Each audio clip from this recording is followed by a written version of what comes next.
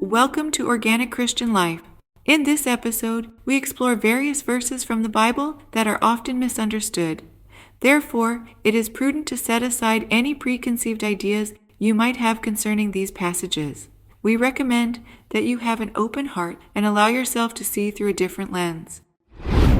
Have you ever made a purchase at a store or online and on the box itself was written this, "Some assembly required"? If you answered yes, then keep that in mind as we take a look at Hebrews chapter 10 and verse 25. Forsake not the assembling of yourselves, as is the manner of some. This one verse has been taken out of context for hundreds of years by the vast majority of churches.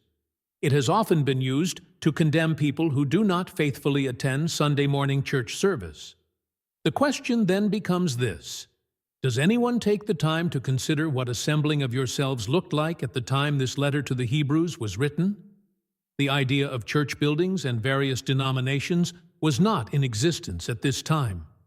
How then can we tell how the early church met together? We can look at other verses for one. This will help in discovering the customs and culture they practiced. A rather big clue comes from the Apostle Paul himself, as found in the book of Acts chapter 20 and verse 20. It reads, "How I kept back nothing that was profitable to you, but have shown you and have taught you publicly and from house to house." It stands to reason then that because Paul went house to teach, that the early church largely gathered together in houses. For example, in Acts chapter 2 and verse 46, it says, "The church met," quote, "house to house." In Acts chapter 10 and verse 22, the church met at Cornelius' house. In Acts chapter 12 and verse 12, the church met at Mary's house. In Acts chapter 16 and verse 40, the church met at Lydia's house. Romans chapter 16 and verse 5, the church met at a house owned by a couple named Priscilla and Aquila.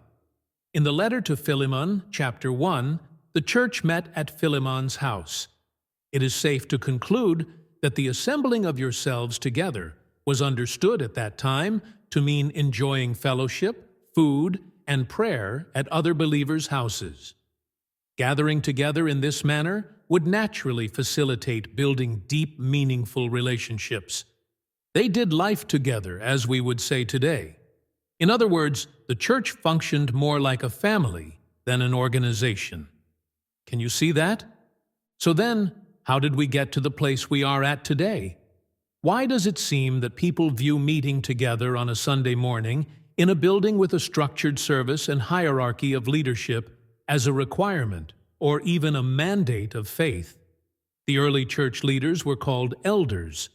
Elders were typically older and more experienced men who were considered to have maturity and wisdom. Ignatius was one such influential church leader shortly after the original apostles passed away. This being around 110 AD, Ignatius set up a system of centralized leadership to oversee the growing Christian church. The term bishop was utilized for such leaders, a position that would eventually evolve into what we know today as a pastor. The expected protocol of this system was that a bishop must be present at all meetings when believers assembled. Furthermore, no one individual could do anything of significance unless approved by the bishop. This structure or model of leadership seems to be in contradiction of something Jesus taught the first apostles. The Gospel of Mark chapter 10 records this beginning in verse 42. Jesus said to them, "You know that those who are recognized as rulers of the Gentiles lord it over them, and their great men exercise authority over them. But it is not this way among you, but whoever wishes to become great among you shall be your servant, and whoever wishes to be first among you shall be slave of all. For even the Son of Man did not come to be served, but to serve, and to give his life a ransom for many." Does that mean the structured institutional church has no place or value? Far from the truth. There is definite benefit from being a part of a church body that meets in a building. The distinction we are making is the understanding and application of this one verse in our times. We are pointing out the importance of context, customs, and culture as it pertains to reading the Bible. It is worth noting that Paul did mention he taught publicly. Again, what did that look like to them? The Jewish temple was still standing at this time. It had the holy place, the inner court, and the outer courtyard. It is probable that Paul spoke openly in the social marketplace of the outer courtyard. It is also probable that Paul spoke at Greek and Roman venues as well. It is not possible at all that Paul spoke at a church building from a pulpit or stage such as we have today. The next 500 years after Ignatius would bring about even more formalized ritual and structure to the Christian church. Two individuals who shaped the church were Constantine and Augustine. They were known as church fathers, so to speak, and created what became a religious and political power known as the Roman Catholic Church, based, of course, in Rome. The Catholic Church was the predominant expression of the Christian faith for about 1,000 years, up till the Reformation under Martin Luther in the year of 1517. There were other expressions of the faith during that time, leading up to the Reformation, that were more in line with the early church model, but they were often outcasts and even persecuted by the established religious and political rulers of that day. The Reformation brought about many changes, yet most of them were still patterned after the Catholic Church. The next 500 years would bring about many other expressions of faith that would eventually create their own structures and leadership models. The following is a partial list: Lutheran, Presbyterian, Baptist, Pentecostal, Methodist, Evangelical, Church of God, Episcopal, Assemblies of God, Church of Christ, Greek Orthodox, and many more. The reason we mention this is to establish a frame of reference. That frame being that most expressions of the Christian church today have become highly institutionalized. Each organization promotes the idea that going to the building is itself the act of going to church. The Apostle Paul, in his letter to the Corinthian church, compared the church to the human body. In order for the body to be healthy, it needs each part to work together. Therefore, the fundamental reason we should fellowship with other believers on a regular basis is so that we stay connected to the rest of the body. So then, if a believer today does not attend a Sunday morning service, are they forsaking the assembly of the church?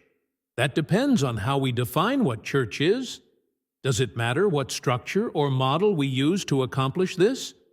It would seem the structure is not as important as being connected itself. How many of us can relate to visiting a church where we failed to make a genuine connection with other people attending that service? We may have been greeted by someone in a very brief exchange, then found a seat, perhaps helped by an usher. We sang worship songs and enjoyed the experience. Typically, the order of service transitions to a sermon or message given by the pastor or a guest speaker. A closing prayer is sometimes followed by a song as people begin to head to the parking lot.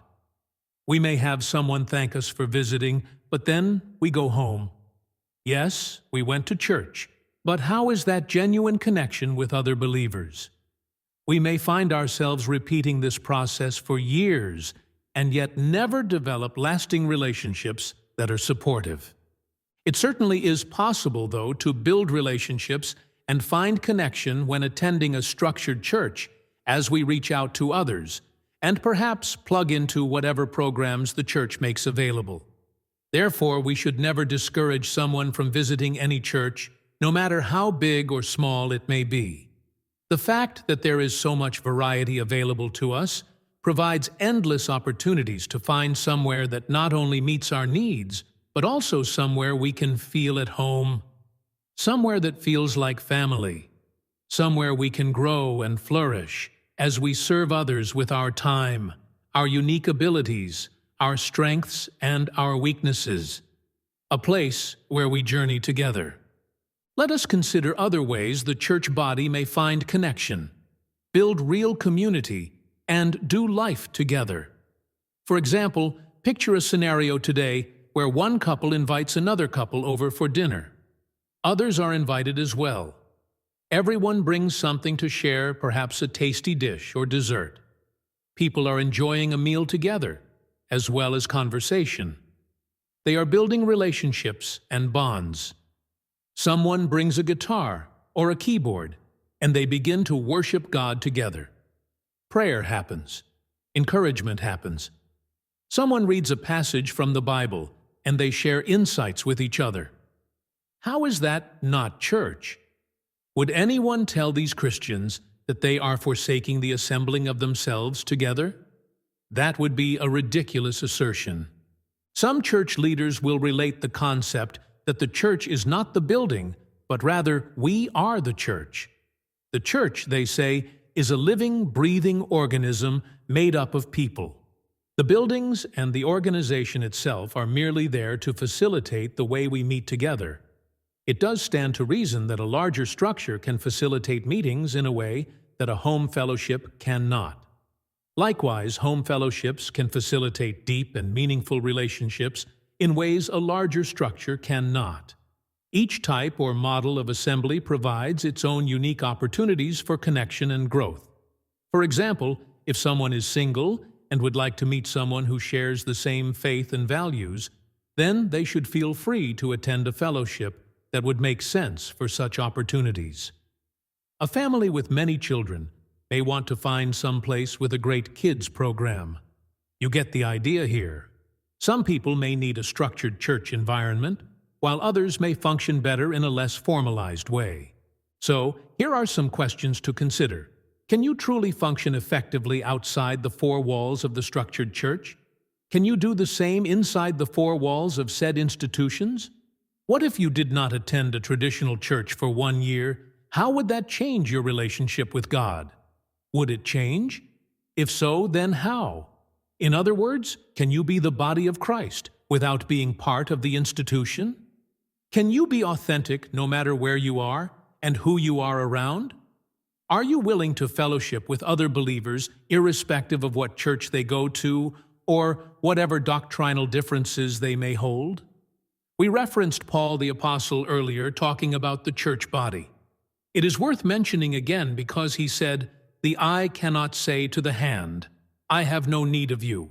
Also, the head cannot say to the feet, 'I have no need of you.'" This is found in 1 Corinthians chapter 12 and verse 21.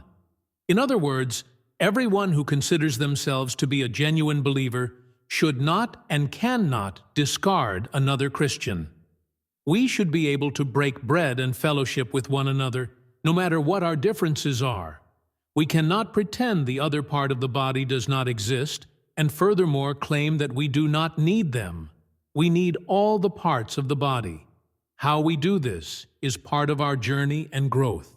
Have an open heart and allow God to direct you in unexpected ways. So there you go.